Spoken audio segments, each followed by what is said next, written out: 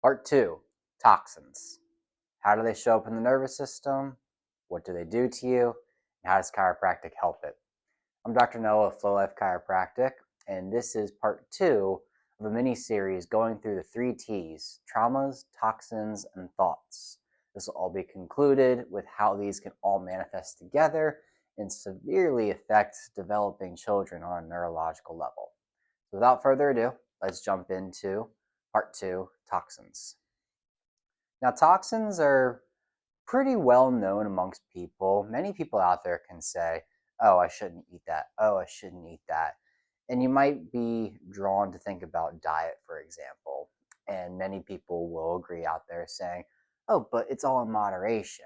And yes, I do agree with that. Diet has to be in moderation. You need to have some type of system that gives you enough ease, enough consistency that you can do it on a daily basis and not be worn out by it. So, moderation is certainly a key.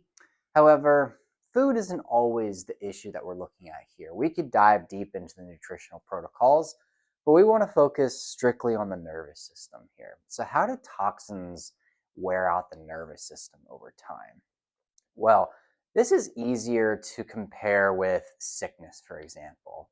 We can all agree that when you are sick, you have an overload of toxins, and those toxins can come in the forms of bacteria, viruses, mold, what say you? When those toxins are present, the nervous system is going to initiate the immune system to get to work. The immune system is great at kicking out the bad boys, engulfing them, getting them out of here. And you are either going to remove these toxins through one of 3 ways. They're either coming out the north end, so your mouth, your nose, your eyes. Yes, eyes, because when you're snotty, guess what? You get teary eyed too. Those are all toxin removal systems. So the north end, the south end, which is going to be going to the bathroom, peeing, those kinds of things. Diarrhea, for example. If you ever had bad Chinese food, guess what? You're going to have diarrhea likely because your body's getting rid of the things it doesn't like. And finally, the one that many people don't remember usually is your skin. Your skin is actually one of the biggest, if not actually, the biggest organ on your entire body. And it's good for absorption and it's good for excretion, which is a fancy way of saying elimination. So that's why when you're sweating, and we can easily compare this to as well, someone drinks too much alcohol, you're going to have a hangover. That's how it's going to work. Well, your body might produce more heat, might end up making you sweat because your skin is being used to remove those toxins. Now, when too many of those toxins are in the system, the nervous system itself has a bucket.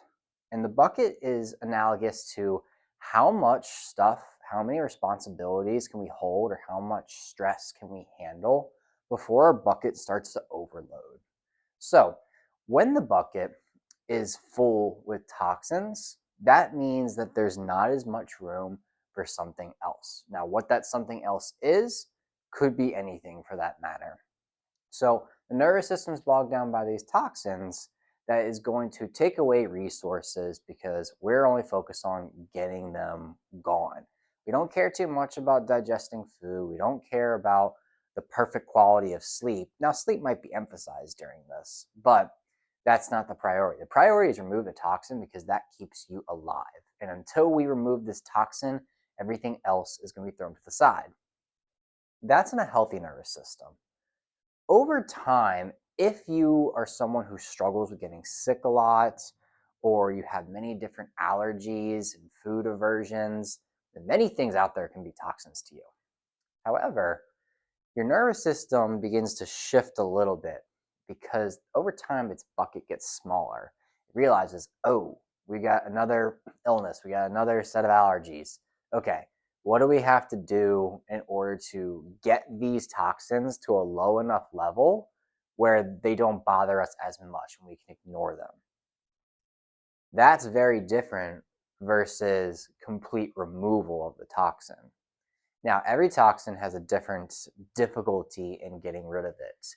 Mold being the hardest one out there because mold really loves to dig in, not just in the respiratory system, but it also gets into the brain and the nervous system itself, causing brain inflammation. I can make a whole video on mold, but every time the nervous system goes, okay, let's just get the toxins down to like 20% they're there rather than 0%. 20% is good enough for us. Well, that 20% toxin will forever be in the bucket until we do something about it. And the reason your nervous system does that is because you can't go on with life without sleeping, without eating, without digesting food. All those things are necessary to sustain life. So even though this stressor, this toxic stressor is here, your nervous system is not going to care about removing all of it because it's trying to do other things that are important for you to survive. And that's what's so miraculous about the nervous system is that it learns how to adapt around things, how to get more intelligent and realize, okay, this is what I need just to make things work. However, even though we're emphasizing pure survival, we're not here to just survive. Many people come into chiropractic care because something in their quality of life was affected. In the case of traumas, for example, in our last video, then you probably had some kind of pain that really debilitated you, and now you're not able to engage in something. What that something is, I have no idea. It could be whatever resonates with you, whatever makes you happy. Toxins, for example. You might be the kind of person where you literally go out in public and someone sneezes and you already know, great, I'm going to be sick for 3 weeks. And that in itself can be very limiting, very challenging to work through. You kind of build this fear concept to germs. And I'm here to tell you that germs are meant to help you grow. Germs want to survive too. However, we need a nervous system and therefore an immune system that's capable of combating these germs. So over time, your body's going to be allowing those toxins to build up, and the bucket gets more and more and more filled up. Now, how does chiropractic help? Chiropractic can help in many different ways. First and foremost, we talked about it in the traumas video. We'll talk about it again here because everything is technically all linked together, but that's for the final video, so we'll get there in a second. When you are sick, you need your nervous system, your brake pedal, parasympathetic nervous system, to activate the immune system. That is first and foremost the most important thing. So, strong activation of the parasympathetic nervous system. That's going to trigger all the natural killer cells, the white blood cells, the cytotoxic T killer cells, all those fancy things in the immune system. Then, those bad bacteria, bad viruses, whatever you want to talk to it about, mold, everything, they get stuck in lymph nodes. Lymph nodes are basically giant headquarters where tons of immune cells are. And then the other parts where your immune system is your gut. So all those areas are going to have tons of immune system.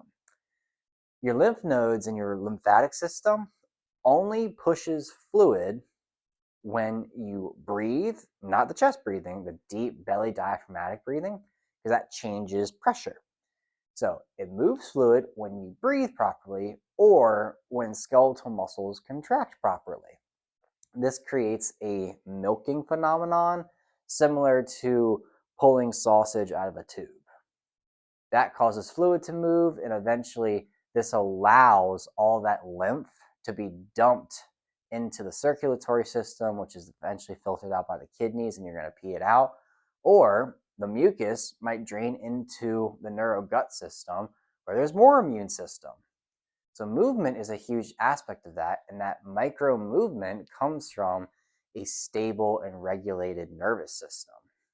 As your nervous system optimizes its ability to activate the parasympathetic nervous system, the immune system, use the entire neurogastric muscular system, because, fun fact, your entire stomach and neurogut system from mouth to butthole is one giant muscular tube. So yes, it's a muscle, you just don't have automatic or auto control of it. It just does it on its own. When all those things work together, toxins are able to be eliminated in a much more efficient manner.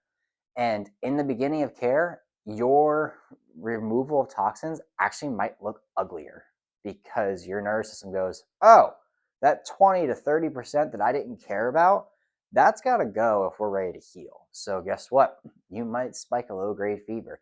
You might get a little bit under the weather in the beginning of care because the nervous system goes, we got to make room for new things because we need more resources to heal.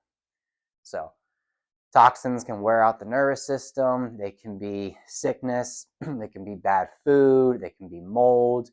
They can be even things we're not supposed to ingest. But that's a whole other video we could go into, talking about microplastics, hormone disruptors, seed oils. That's a whole can of worms we're not going to open up today. So when those toxins get in, they bog down the nervous system. They take away resources. The immune system's trying to keep up.